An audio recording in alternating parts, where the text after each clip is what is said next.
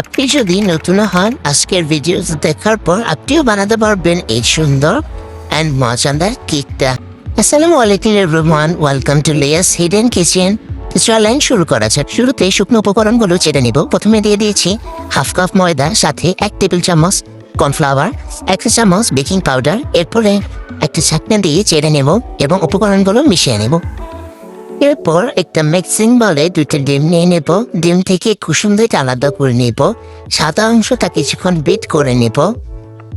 একটু ফেনা হয়ে আসলে এর সাথে 1/3 কাপ চিনি অ্যাড করে নেব। আমি চিনিটা একবারে দিইনি, চিনিটা কিছুক্ষণ দিয়ে বিট করে নিয়েছি। যখন একটু ফোম হয়ে এসেছে তখন বাকি চিনিটাও দিয়ে দেব। বিট করা হয়ে গেলেও পাশে দানাদার চিনিগুলো স্প্যাচুলা দিয়ে ফোমের সাথে সুন্দরভাবে মিশিয়ে নেব। এরপর আরও কিছুক্ষণ বিট করে নেব। আমার ডিমের ব্যাটারটা তৈরি হয়ে গেছে। এখন এর সাথে 1 চা চামচের মতো ভ্যানিলা এসেন্স আর কুসুম দুইটা দিয়ে কিছু সময়ের জন্য বিট করে নেব। যখন কুসুমটা নারামটার সাথে মিশে যাবে আর এইরকম একটা কনসিস্টেন্সি চলে আসবে তখন বিট করা বন্ধ করে দেব। Wait, pause the video. ময়দা মিশানোর ভিডিওটা আনফর্চুনেটলি আমি ডিলিট করে দিয়েছি বা রেকর্ড করতে পারিনি, আমি জানি না। তো এখন আমরা ক্রিম বানানোর প্রসেসটা একটু দেখে নিই। প্রথমে আমি বাটির মাপটা তৈরি করে নিলাম। এখন আমি 60 গ্রামের মতো হোয়াইট চকলেট আর সাথে 14 গ্রাম হুইপ ক্রিম দিয়ে সুন্দর করে ডাবল বয়লার প্রসেসে একটা স্মুথ চকলেট বেস বানিয়ে নিলাম। তো এখন আমি কেকটা ডেকোরেশন করতে 1 কাপের মতো ক্রিম নেব। তো এখানে আমি 200 গ্রামের কম নিয়েছি কারণ বেশি ডিজাইন নেই। আর বিটারের কাটা বাটিগুলো ফ্রিজে রেখেছিলাম। এখন আমি বাটিটার নিচে একটা বরফের বাটি দিয়ে এরপর ক্রিমগুলো পিট করে নেব। ক্রিমের যদি কোনো ডিটেলস ভিডিও লাগে তাহলে আমার চ্যানেলে গিয়ে দেখে আসবেন। আর দেখে ভিডিও দেওয়া আছে, এখানে বলার মতো কিছুই নেই। দেখে আমি যেভাবে বিট করছি ওইভাবে বিট করে নেবেন, তাহলে পারফেক্ট একটা ক্রিম পেয়ে যাবে। Perfect smooth and perfect Steve. আমার ক্রিম হয়ে গেছে। এখন আমি যে কেকটা বেক করতে দিয়েছিলাম সেটা ডিমোল্ড করে নেব।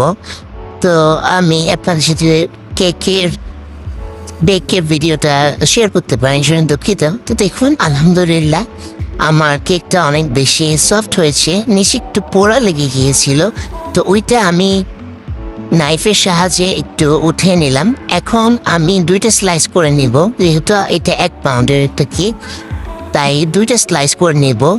যদি 2টা স্লাইসের বেশি করেন তাহলে ওজনে বেশি হয়ে যায়, 1 পাউন্ডের বেশি হয়ে যায়। মাঝে আমি মিল্ক সিরাপ বানিয়ে নিয়েছিলাম কেকের মধ্যে দেওয়ার জন্য। মিল্ক সিরাপটা ইউজ করলে কেকটা অনেক বেশি টেস্টি হয়। তো আপনারা যেভাবে সুগার সিরাপ বানান ওইভাবেই বানাবেন। সাথে শুধু 1 টেবিল চামচ বা 2 টেবিল চামচের মতো পাউডার মিল্ক দিয়ে দেবেন। তো কথা বলতে বলতে দেখুন আমি কেকটা ক্রাম কোট করে নিয়েছি। ভিডিওতে দেখানো প্রসেস আপনারা ক্রাম কোট করে নেবেন। তো ক্রাম কোট করে আমি সারা রাতের জন্য ফ্রিজে রেখে দিয়েছিলাম। ভোরবেলায় আমি কেকের বাকি কাজটুকু করেছিলাম। এই যে এখন দেখতে পাচ্ছেন এইটা হচ্ছে ক্রাম কোটের পরে ভোরের কাজ, কারণ গরমের মাঝে কাজ করা খুবই কষ্টসাধ্য।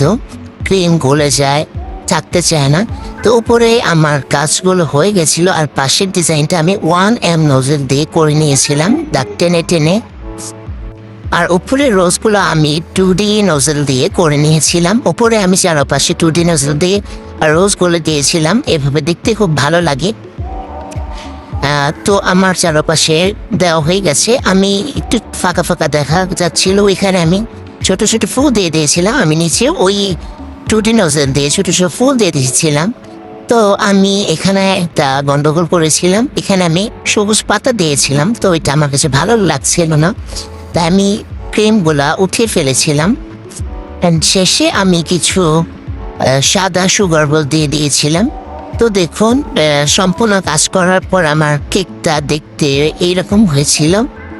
আজকের মতো এই পর্যন্ত, দেখাবে নেক্সট কোনো ভিডিওতে। আল্লাহ হাফেজ।